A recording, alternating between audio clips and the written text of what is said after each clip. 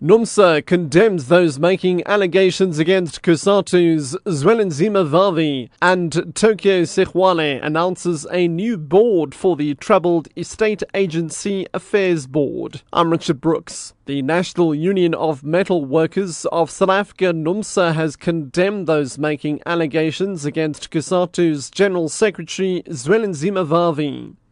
NUMSA has labelled the allegations pertaining to financial misconduct with regard to the sale of COSATU House as cowardly and driven by what they call a capitalist agenda. NUMSA's Irvin Jim. It can only be about one thing.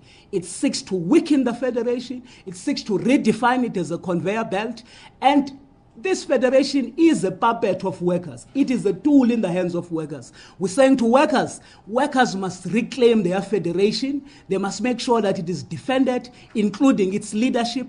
And our involvement as metal workers will be to ensure that that mandate that has been agreed in the COSATU Congress is executed.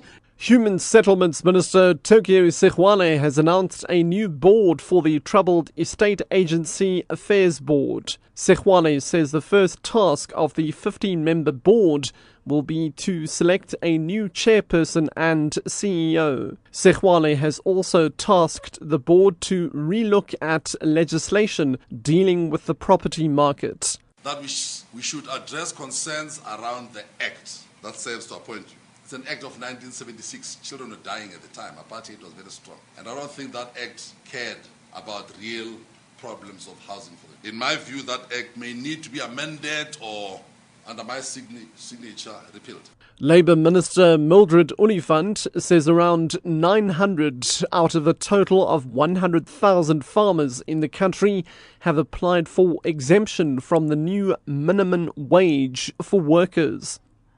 The wage was increased to 105 Rand a day, up from 69 Rands. Oliphant has told a media briefing in Parliament that some of those who have applied for exemption did not submit supporting documents. One of the requirements that are needed when you apply for the exemption is the agreement between the employer and the employees to say we have agreed that the employer can't afford so much, but the employer can afford so much, and therefore you can allow the employer to be granted exemption. Motorists travelling from Soweto should expect delays until June as the Johannesburg Development Agency starts the demarcation of bus lanes dedicated to Rea Vaya buses between Noordgesig and Parktown in Johannesburg. The city of Joburg says the Rea Vaya buses